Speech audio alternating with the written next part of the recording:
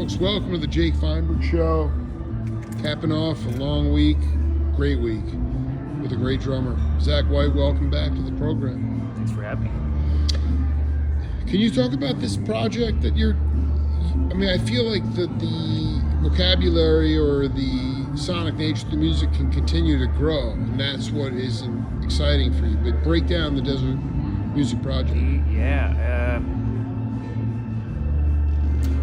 Sonically, when I came into this project like a year ago, I think now, it's like the framework is there, and there's so much that all three of us, not even just me, we can branch into so many different rhythmic directions and tonal directions too, barring, whatever the harmony is. Why is it important for cats to get this in their ears? I mean, I'm freaking out, Like people need to liberate. This is dance music.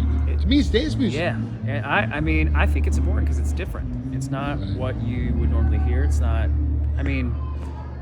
it's not mainstream. I don't want to use that word because I don't want to offend people, but it's definitely not mainstream. And I think, to me personally, this is why I find value in what, Jake and Daniel have done, because they were, and there were other members too, I don't remember their names, but what they did to create this is so unique to what everyone else is doing.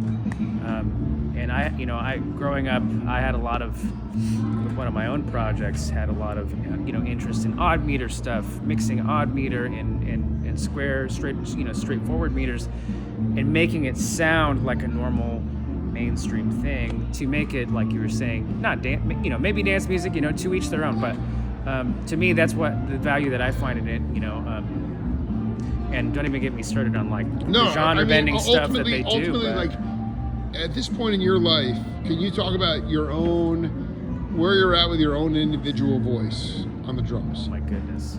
Because you know what, man, Tucson, no matter what, I found my voice here. I became a broadcaster here. I grew up here. A lot of shit went down in my life. And ultimately, it's about being yourself and being singular. So I want you to talk about that. That's hard, because for me, I'm thinking about my last 7 days. Yeah.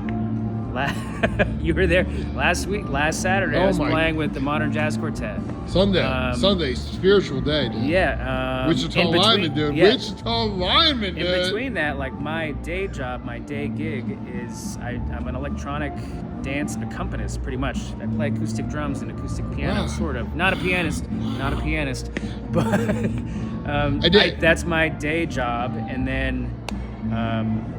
And then you get to liberate. I have this, and then this upcoming week I'm headed to Oklahoma to play country Americana for 6 days, dude. My individual voice, it's I'm sorry, where are you going to Oklahoma or something? Oklahoma, Stillwater, Oklahoma for JJ Cale, dude. Yeah. Big. Anyways, I'll be going there. So for me, it's. You're playing bingo with the calendar, and you're playing all kinds of different music. Yeah, it's what hats? How many hats can I put on in a 7-day period? And that's not what I'm going for. That's just kind of what it's molded into. You're following the muse, dude.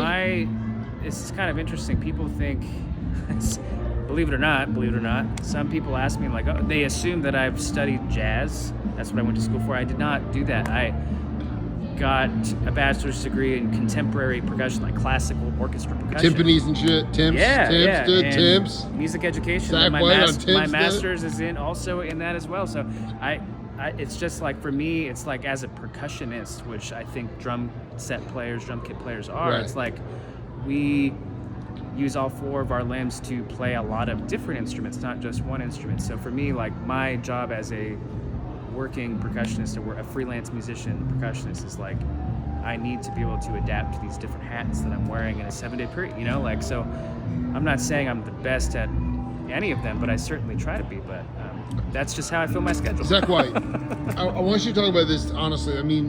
One thing is that we all have ego, but we are only partially responsible for the information that comes through us from the heavens. And I wanted you to talk about how you've learned to get out of your own way to allow that information to come through you. Oh man. Because you're never overplaying. It's never about look at me. It's you're completely orchestrating the shit. I don't know where I heard this from. I probably I want Zach White riffing, dude. Yeah, but I draw inspiration from this. I heard this from probably Robert Glasper, somebody that plays in his R plus R equals now band. I don't know if anyone's ever heard of that. Look it up. This line came to me no one in the room is greater than the music that's happening on stage. So the conversation, dude. Yeah, conversation, and it's we're all there to serve whatever we're doing, no matter what style we're doing. If you're doing singer-songwriter stuff, it's about the singer-songwriter. It's not you, what kind of fill you can do. It's how can you fit in that genre and support them as their music project. It's it's a little bit more equal because there's no vocals, but sure. It's there's melody in there. How can I support the melody on the tonal drums that I have? I can do that. I can support it, but it's also, there's moments where it's this is a drum fill moment because no one's playing, right? And you can arrange for that or write for that, but it really depends. So I guess going to ego, I try to. Yeah. For ego, for me, it's if somebody asks for a drum fill, ultimately, how do you have you ever? I guess the bottom line is this: is there any genre of music that has humbled you and you really had a woodshed on it? Oh my God. Yeah, anytime somebody asks me to do a straight ahead, I like how you guys go into the reggae beat. You change that groove so quick, and it's so chill because the truth is that that's not, you make it look easy, but it's not easy. No. And you would say it's a natural thing though. It's a feel. It's definitely right, because you weren't shedding on the American songbook when you guys are playing fusion music here. Right. So I guess that's what I'm talking about. It's allowing the body to dance, and liberate through that rhythm, because I want more people to get hip to that shit. Right, I liberate through that rhythm. Where is that emphasis for me? And that's what allows me to find comfort in these different styles that I do. What humbles me, going back to your question, is really straight ahead swing gigs. that really humbles me a lot. Just because of the inner urge that you need to drive that shit. Not really. I actually don't. Contrary to popular belief, I do not like counting stuff off because for a lot of different reasons. I like to follow and support. But for straight ahead swing stuff, I don't do that a lot.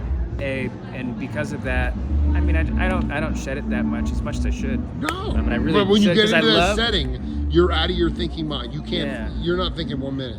That's one of those areas of music too. That's I would like classical music. I would prefer to listen to classical orchestral music and swing music. I would just prefer to listen to it. I don't know if I want to play it that much. It's just because it's so You like to listen but wouldn't play it. Dude, why would wait? Explain before we wrap. Explain that, dude. Because you know what? I don't listen to that. I'm listening to shit that I want to get down to. I'm not a musician. You want to listen to that because why? And you wouldn't necessarily want to play it though. Because it's calming to me and I find it enjoyable. I think it's calming. I think honestly, the nervous system. It's the nervous system. Yeah, it's calming to me, and I've always enjoyed listening to it.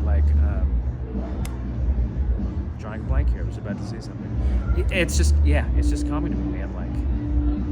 You know what I want you to finish with? This is it. Yeah. Glenn Campbell, Wichita lineman.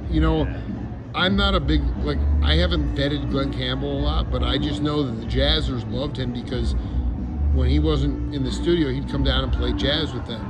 He was a serious player.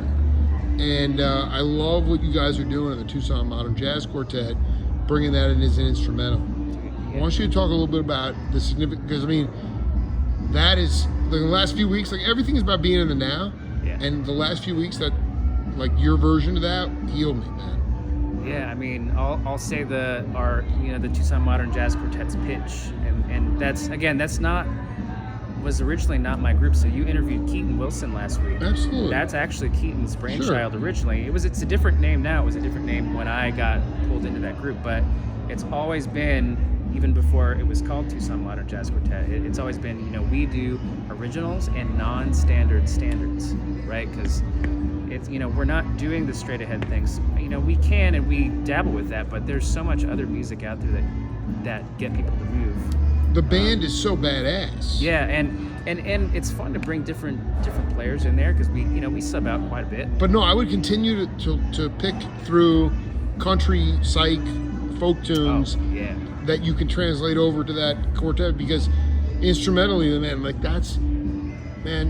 just want to say, Zach White, man, much love to you, brother. You keep you keep being a conduit for information and keep inspiring people, man. I much appreciate it to you. My best thing. It's the Jake Feinberg Show. See you later.